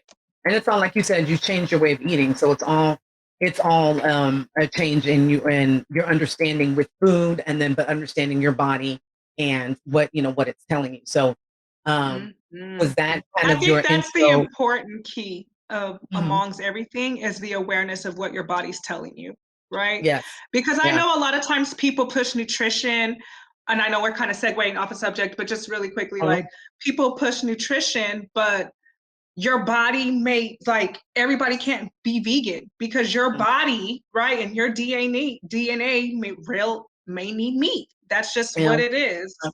And it's just listening to your body and maybe taking things in smaller portions or knowing what's best for your body at the end of the day. That's what I stress. It's scary for people. To your body. It's scary, and then it is cost effective to eat in certain ways. So there's so many things that deter people, but teaching them something that's attainable and teaching them like, hey, you can grow this plant and start utilizing it to, to have better gut health, or, use this tincture. I mean, I tell people all the time when I'm doing demos and education, if you're getting a tincture, you need to take this just like you take a vitamin. Like every day, you need to allow it to work with your body. And I kind of like dumb it down to like a cartoon. I say allow it to just like swim around your body, find the inflammation of the problem, and then allow it to fix it. But it's not going to be immediate. So it's just, it's kind of the same thing, which, there's probiotics that they want you to buy, yogurt that they want you to buy for $6, $7. And like, hey, you just need a 6-pack of these a week. And it's like, all right, but there's no other way for somebody to, take care of that. And of course there is plant health, and we all know sativa is the strongest, the best plant that there is. Good power flower. So, the hubby is, keeping me time check. So we are nearing, way past what I said I wanted to do, but when you're in good conversation, you can't help it. But like I said, the purpose of having you on here was one, to show the power of 2 women of color in the industry, and to show like I said, I don't want to say it's more than a friendship. Definitely the sisterhood that's there, because we've talked outside of, of anything to do with this, and it's attainable what we both see that we can do. It's very attainable, and it's not anything where we're like, let's be the next big, celebrities of marijuana. It's more, let's make the change and take the little steps that need to occur. I think your achievement at this year's, Bud Tender Awards, it's a great stepping stone for you to be able to continue to make waves. So why don't you tell us a little bit about your background and what led you to being nominated, and then ultimately just win it, girl, just sweep it. Wow. My career background is medical billing and coding. So it's very in the healthcare aspect. And when you become a biller and a coder, you understand the business aspect of healthcare, right? And it was like, whoa, 90% of doctors want money. You know what I'm saying? They're not really caring for these Something patients. Else we have in common. By the way, I had that background as well. So something else we had in common. Look, the universe. Right, yes, ma'am. Started a whole business behind it. Was very lucrative, and that's when I just realized money. I had money, whatever. I made it type of life, right? And I was like, this don't make me happy. This is not impacting my life. I don't have a purpose. I don't feel good when I wake up. It's just stressful all over again, right? And so it was very short-lived. And so it made me start thinking deeper within myself of what I wanted, because at the time it was more of, I had got pregnant, you know, I had a daughter. I didn't want to be that mom working at McDonald's. No disrespect to mothers, you know, like on Section 8 and food stamps, because the system is there to help. But I felt like that was something that would keep me in that poverty level, like, right? So I didn't want to get stuck in there. So I was like, no, I got to find a way. You know, I was not in a good situation with my daughter's father. And that's how I got into the field. And it really changed. That was my spiritual awakening of breaking generational curses and unlearning to relearn, right? Because in medical field, you learn the anatomy of the body. And at the time I had 2 teachers. Representation matters. The first teacher, not disregarding her method, was very great. She was a white woman, but the second teacher was a Black woman. And it was the way that she carried herself, her influence, and she gave me a lot of outside, like school material to learn. That's what really helped me to see bigger. And so that's where the passion comes in, is I learned that I'm a people person and I love having deep, meaningful conversations. So the healthcare was no longer giving that at all. You know, I had ran its course. I had done every single level to having my own business, you know, so it was like I tapped out. And I was like, well, medical, we became recreational here. And I was like, well, I love smoking weed, you know, so how can I combine it two? For real, I'm a people person, you know, I was like, I could do retail again, kind of. And it was more of me, how I could take it to more of an educational level. So to be able to take my background from the healthcare and understand illnesses and diagnosis and symptoms, and being able to, I feel like, help now, you know, put a natural cure to something that I love, that I've been doing for so long, and learning so much along the way with myself. Yeah. So that's where really quick. Sorry to interrupt, but I want to ask a question really quick. So when you realized that all those years of working a job that was unfulfilling, and you were just going through the motions because you felt an obligation to, you had a child, you're single, you know, you got to do what you got to do, which many of us do.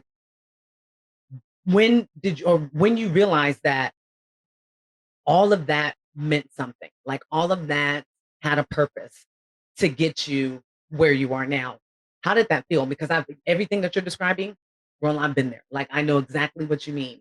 So I wanted to know what, you know, that moment of clarity, like how that felt to you, or do you remember the moment that it became clear to you, like, oh, she went through it for a reason? That was the award. I won that award for being myself. Like, that's why it was hard, I guess, to be like, everyone talked about what a big award that it was, you know? And I'm just like, I felt like I didn't do enough to achieve that, to be honest. You know, when I got nominated, I literally you were very, very humble. I said you were very humble. You know, that night, like, you know, you standing there with a big check. Like, how many of us are ever going to get one of those big checks ever? But big check, prizes, you know, when you came in, you kicked it and you had a good time. You could tell that you hadn't processed it yet, but it's just your energy was so humble and so gracious that it made it so much more enjoyable for me to witness that, and to see that you were experiencing that. So, you know, that's a success, bro. You should talk about it all the time. I would wear a t-shirt. I should. I think for me, the money aspect is, again, when I started my business, I was damn near broke, girl. I was about to get evicted, all kind of shit. And I had to make a way. And I started my medical business with my mind. So that became the power of, one, knowing who I was, just who I was, you know? And I changed my life in 6 weeks. So that's why I said money means nothing. You know, I went from $2,400 to $14,000 in 6 weeks with my mind. That's literally how I think about it. So the process for me wasn't, I'm here for the prizes. It was like, wow, I felt seen, right? For me, like who I am in the inside, not anything else, you know, or what I carry. And That's And what tell the people a little impact bit about was the for me. nomination process and who nominated you. Like it's made up of the I consumers. still It's made don't up of the know. community. See, that's what is a fantastic thing. Like somebody thought enough of you, whatever experience. So you had one chance experience or whatever with somebody that made them take their time out of their day, which a lot of people don't do unless it has to do with them to nominate you. Like you touched them enough. Like it could have been somebody who maybe just got diagnosed, with something, and you helped them to be able to, like I said, live the quality of life that they saw, see fit or saw fit. So real quick. Yeah. That's why I loved my job. People complimented me all the time about how helpful I was and this and that, but I was just really being myself. That I'm from a small town, so I'm big on community. Like we're big on lifting, offering a hand when you can. And I feel like as in the generation that I am, you have the millennials who are growing up with strictly technology, and then you have the olders who don't know. So I'm gonna take the extra 10, 15 minutes to help this older customer set up his loyalty account so he can start accumulating his points because he comes in you see what I'm saying? Like that to me is community. Like that's somebody's grandpa, why not help them save money with this system? You want to make it as welcoming as it is for them to go into the pharmacy and get, the 30 pills per day. You want to make it just as welcoming for them to go ahead and go, Clara or whatever. I don't know why I chose that name, but I'm about to go get some gummies. And I think the best feeling is that, like, that's the largest, I think, population or part of our population right now is like baby boomers, if I'm not mistaken. For real. It really is. That's why you see so many 55 plus communities being built. Like you're like, oh, that looked like a good apartment, and they're like, no, it's not for you. Seriously. But that's the. It doesn't even matter age or Yeah.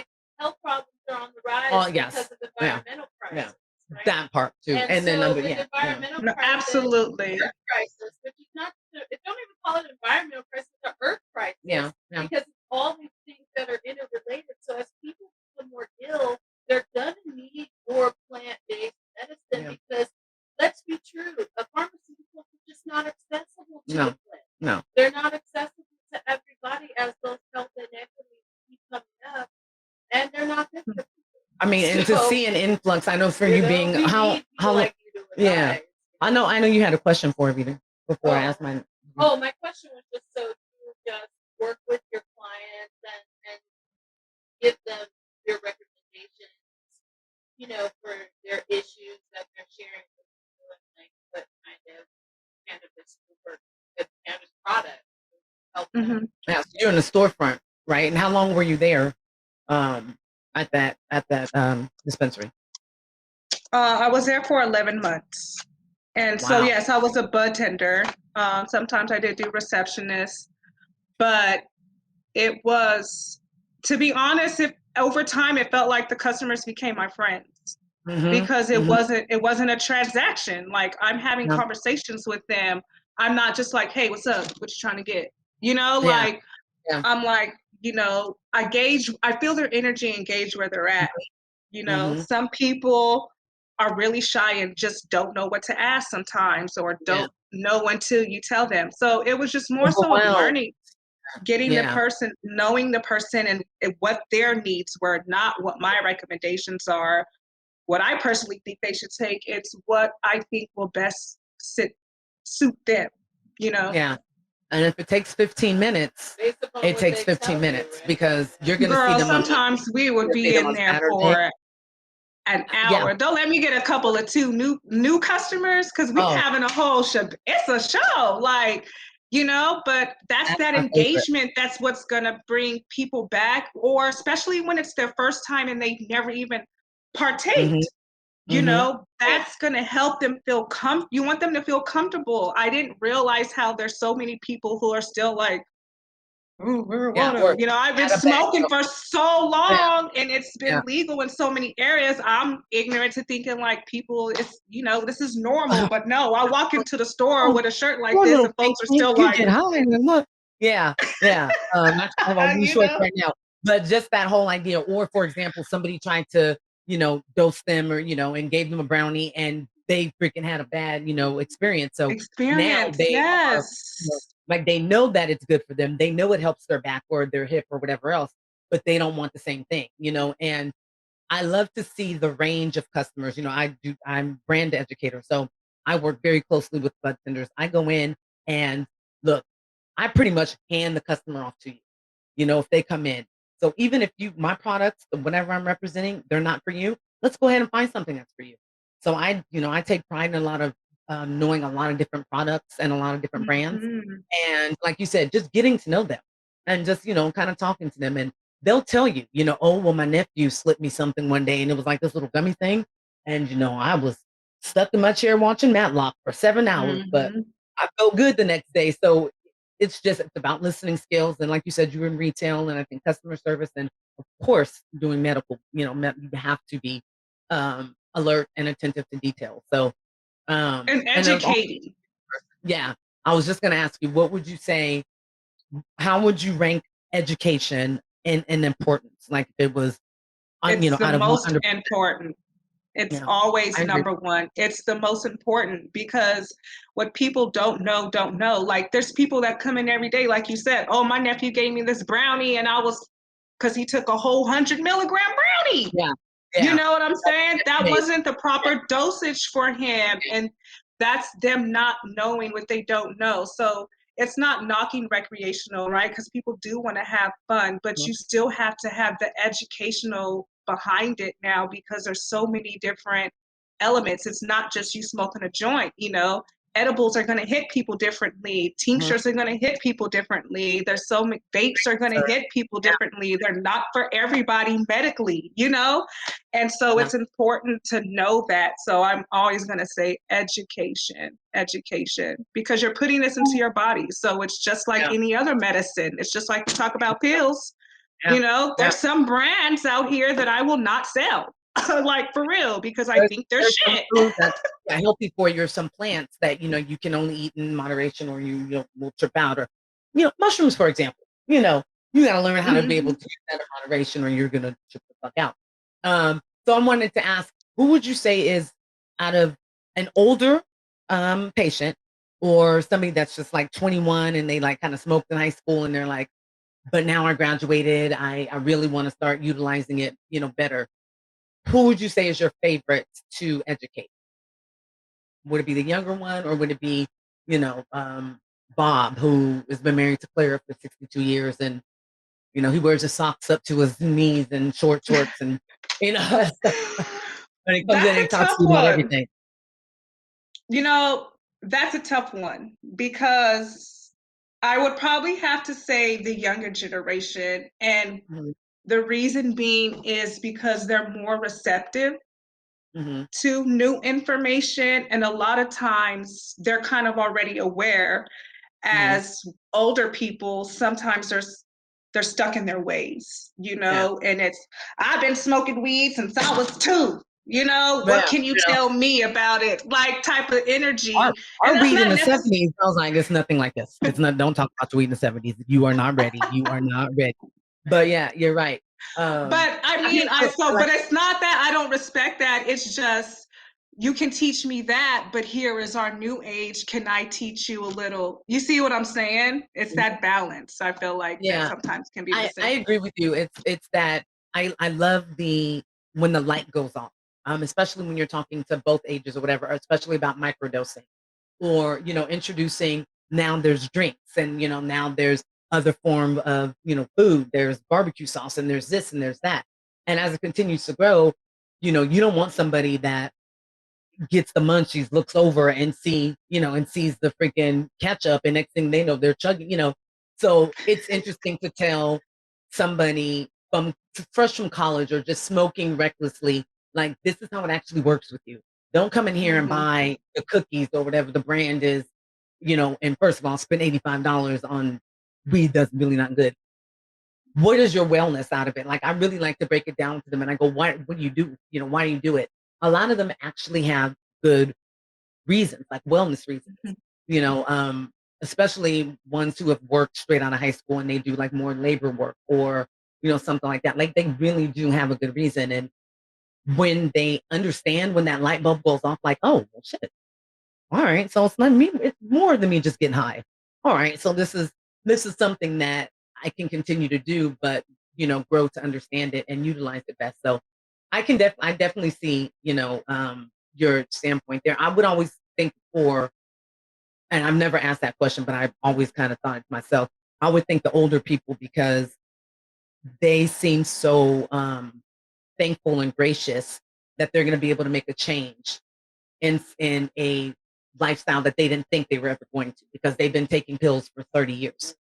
So they never saw an end to it. And yeah, and because they're starting to get negative about medical, and they never really trusted doctors, but now especially, and they can't get their pills because of the cost. And so they move a little bit more out of anger and disbelief, but they're also ready for the change. Like deep down, they always were kind of like, what are they saying on CNN about the weed? That's what it can do. So well, that's why I say this. It's important, like the gap, because the way that you broke it down makes sense to me, right? Because that is true.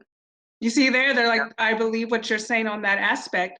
For me, I come across a lot of younger kids though that do come in that are like, I can't sleep, I have social anxiety, that are kind of already self-diagnosed, or are, you know what I mean? So that's what I mean as them being receptive, whereas the older generation, it is a little more different, but they do want it. They do want it. You're right. Yeah. I will give them kudos, because they are very aware of not wanting to become addicted to the ADHD medicine or whatever else, or the depression medicine. A good amount of them, I'm not going to say all of them, but a good amount of them are a little more aware. And unfortunately, I think it's because they probably have lost somebody, or they've had, a personal negative experience. So I find older people want you to connect their prior knowledge more. Where young people are like, okay, I do this, but I'm ready to learn something new, right? Where an older person is a little more attached to what they already know. And so they really need to acknowledge that as a part of the process. More so before you can continue forward and give them new information. You have to first, connect with them on their prior knowledge. Yeah. So it's mind games, right? Right. Like, no, and that's pretty much what I was trying to say. The way it's more of a process. Yeah. Right. A different process. You have to gain their trust. That's how I feel. You have to gain their trust, because these doctors and and all this medication, and their nephews just giving them brownies. You know what I'm saying? You do have to gain their trust. Having doctors. Yeah, but their friend in their book club or who they golf with, they've been using it, and they've been talking about how their knee feels better, and so why not try it? But it's rewarding, because that you're making a change in allowing somebody to, just like I said, live an elevated quality of life and whatever they saw fit for themselves. We all have a vision of what it's going to be like when we're middle age or later, and so for people to be able to actually see that come to fruition, and if that's just through a slight change of using a plant, like a flower, that's not it's pretty important. Cannabis is the future for the aging and geriatric. I've been working with old ass people since I was 19, and I've been around old ass people my whole life, and I'm going to tell you, like, I hope to be one of them. I can honestly say that I think it's like the golden road. And look at Betty Davis, or not Betty Davis, Betty White. Betty Davis. Betty White said she ate a hot dog, took a shot of vodka, and occasionally she said she dibbled and dabbled. And then she would always talk about Snoop. I think Snoop got her high or something one day, her and Martha. But yeah, so we are just keep talking. It's so fun. But so tell us, you were working 11 months. You found out. How did you find out about your nomination, and how soon or close was it to the actual award show? So I started in July of last year, and I got nominated, I think, in September. Wow. And it was on Instagram. So to be honest, I thought it was fake, y'all. I thought it was a spam. You know what I'm saying? They was like, click here to confirm. But I went to the page and it seemed so legit, right? So I was like, so I clicked the link and I looked at the website and I'm like, I could scope out some spam, right? But I'm like, well, I'm gonna try it. So I put the information in, and sure enough, they started sending me things, and then they told me the award, and I went and I saw it, and I was like, I was just taken back, like, damn, like it wasn't a Your Choice Award, it was an OG. So I was like, who did that? Like shit. So I was honored. I started posting about it. I'm like, yo, I read through it a little bit and saw all that what it was, and I was like, I'm gonna make it. And that was the goal. And then October, my mother passed away. So obviously, life gets flipped upside down. And to be honest, that was the last thing I was thinking about. I wasn't worried about that at all. And every Wednesday, there's a group out here called MEDA. It's the Marijuana International Trade Association, I believe. And they have these events every third Wednesday of the month where the cannabis community gets together. They network, vendors have, different brands have the stuff, they network. And Mara and Amanda were there from the G4 Live on a day the dispensary I was working for asked me to work at that event the same day, right? It was like last minute. Listen, when I talk about divine intervention, this is just how I feel. So I got there and the crowd phases and I see the bud turner sign and I'm like, yo, that's the company I thought was fake. Basically I'm like, so they come to the table and I'm like, yo, are you with the bud turners thing? And so they're shocked that I know who they are. And they're like, yeah, I was like, I was nominated for an award. And Mara's like, what? Did you fill out the X, Y, and Z? So I'm telling her about the award. And she's like, well, did you do this? And I'm like, girl, I didn't do nothing. She looked at me. She was like, you need to get your shit together. And I was just taken back because, not for nothing, right? Like, because Mara's a white woman and there's a history of things. I received her energy. Like, I do. You know what I'm saying? Like, shit, girl, for real. Like, it was like out of love. That's how I felt. Like, it was no shade. Like, she just told me what came with the event. And basically, like, girl, you're missing out just for having a nomination, And so I was like, well, let me get my shit together, right? So I submitted the information they needed, and I just started posting about it. And next thing you know, I was getting nominated for more shit. And it was just like, it started to become overwhelming because you have to think this is April and the event is what, in May? Yeah, beginning of May. Yeah, it's like, so that's a short amount of time. It's like March, I think I met her, March or April. And then from that time, and then I win. So it was just like, and that is always going to be a part of the story. The universe will tell you things that you already know. And that is how the universe lets you know, like, stop playing. You know what's going on. I know you've been through a tough time, but it's not play time. Like, it's for real. Like, it's not a test. So that, that message and having her come, just that coincidence, just that happenstance, which was not even so much of a happenstance or coincidence. It was, once again, planned. That's how I feel, because just jumping into the industry, I not demolish my business. It was like, I'm leaving this for retail money per se, right? With the hopes to do something. And it let me know where I stood and what I wanted to do, and kind of pushed me to see that the opportunity is there also at that event. And people were so loving, like you and Betty, Mr. Cannabis, Plant Magic, I forgot her name, Nikki, I think it is. Just the love that was received, and just from everybody, to be honest, the love that was received for me, I have never felt that the whole 3-day event. Good vibe. It was a very good vibe, and everybody kind of had each other's back, and everybody wanted to know what your level of, involvement in the industry was. And what was so great was that a lot of people, their platform or their mission had to do with like changing the narrative, on the advocacy side, whichever way they felt like they could, or what they at least understood at the time. And then people who really truly love being bud tenders and being in the industry. I think that for a while, bud tenders got a bad rap because there's some people who are lazy motherfuckers and just won't do good at whatever job they do. So you kind of got a bad rap because it was just like, okay, you guys are just here to, stack up my weed, sell me the biggest thing, make your numbers and get on the way. but bud tenders and brand educators, they're the storytellers. They're the ones that are setting the tone. They're the ones that are helping these industries, these brands, these small mom and pop, these Black, people of color owned businesses. It's going to help raise their brand awareness and to keep their brand relevant and to not allow a Walmart kind of situation coming in and gobbling up the mom and dad, because this is our reparations. I say this and I strongly believe it. This is our way that we're going to be able to kind of pivot and change things for our community.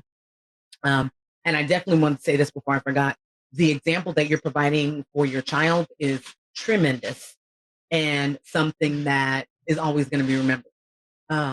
And I'm sure your mom is like, yeah, that's mine right there. So you always know that the impression and the effect that you're leaving on, the people that you love is great. And even people that you don't know that well, you're inspiring and you're providing, a spark for somebody else to go, you know what, screw it. I'm going to go ahead and bust it out in this bakery. But in a year, I'm going to be doing what I love to do. So, you should be very proud of what you've accomplished. And in such a short time, I didn't know that it was less than a year.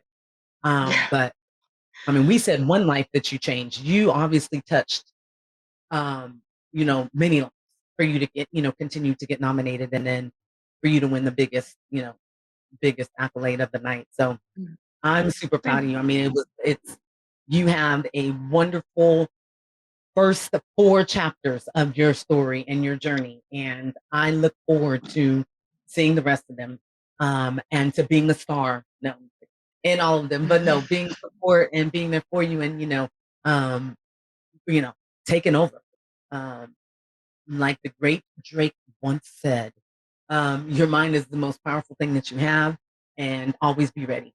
Because when it happens, it's scary, but you're more ready than what you know.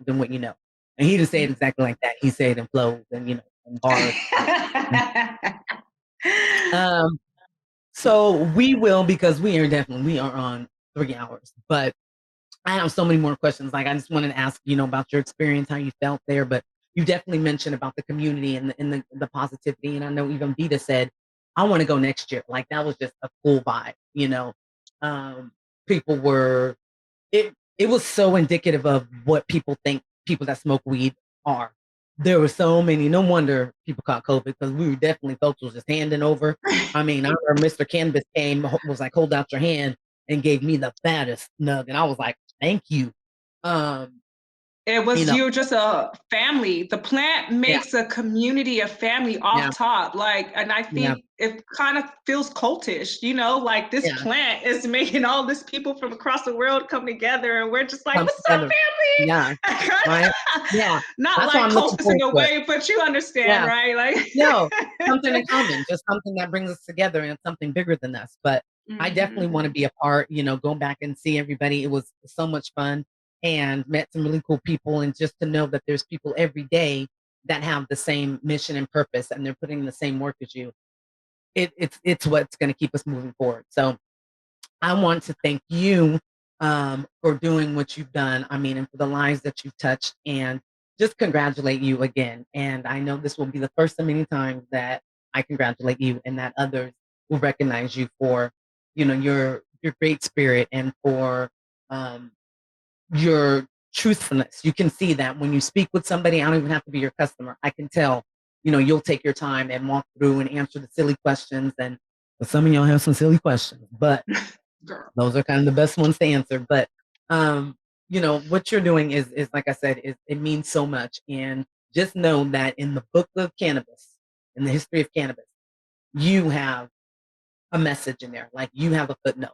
I mean, somebody's going to be talking about you like they talk about Madam C.J. Walker, for example. So be very proud of yourself. But yeah, no, I look forward to just continuing to collaborate with you, see your growth. Get out there at Lake Havasu and act a fool. See where we go. And as we take over, and when we're old ladies and rich, we can sit back and remember this 3-hour conversation we've had. But one last thing I like to ask everybody. You have one last statement, message to everybody. That's your mic drop. what is that message? What would you like to say to everybody, or what would you like to how would you like to be memorized? Is that right? Nope. Remembered. Remembered. Thank you so much. How would I like to be? Your mic drop. Do your Kanye. Do your Kanye. My mic drop is cannabis is female. I had said it when I won the award, and that's the simplest terms as I could put it right there. And we know that we are everything. Okay, but yeah, you should have actually just dropped the mic and walked off, bitches. So this whole time, the hubby has been sharing her information the best way, IG and Twitter, and then you can get in contact with her. I highly recommend her, guys. If you guys have a podcast or a platform that you would like a very strong voice and a award winner, to come on and share her knowledge and her viewpoint. Perfect example. After me. No, I'm just Yo, you are my first. This is my very first podcast ever, girl. Okay. I'm probably gonna look at it like I know I look faded. I'm high as hell, girl. And so I just hope I did a good job for you. I appreciate the blessings of having me on your show. You being you and taking time out of your night to be on here, that is, that's enough. And like I said, I was just gracious that you were like, let's do it. But girl, you think you look high. I just said memorized. I might as well just said irregular or irrelevant. That's the word. That's not a word. But as I was saying, irrelevant's a word. That's why then I just said no. Irrelevant is not a word. Irregular. Irregardless is not a word. That's what I said. Irrelevant is a word. I said irregardless. Okay, cool. Listen, yeah, we're gonna go with that. Now you need to get that's what I said from the Goonies, because you just don't be hearing me right. And I know I'll be saying the right word. Boobies, booby trap. That's what I said. Booby trap. Yes. And if you guys don't know Goonies, if you're clueless right now, I don't know what you're doing with yourselves. You said you've never seen Goonies. I had it on the other night. Again. You guys were about to see friendship break up right on because I was about to like get out of now. No. All right, guys. I appreciate you spending time with us. I hope that you enjoyed this as much as I did, even more, which I doubt you did, because this was a good time. I am very pleased that things worked out the way that they worked out, and it was meant to be that we had this great conversation and able to share your story. So please, anytime you want to come back on and just talk, come on back, girl. Come on, let's have a good time. But everybody, please connect with her, support, what she's doing. If you're out there in Arizona, go, shout her out. When you see her out, be like, what up? What up, OG medallion winner? OG Medall, that would be your name. Do that. OG Medall? No, don't do that. Don't. All right, I want everybody to stay elevated. And remember, we are going to educate, eradicate, and elevate with the Mary Jane Maven. And, of course, you all. Love you so much. I appreciate you guys spending time. And I'll holla. Peace.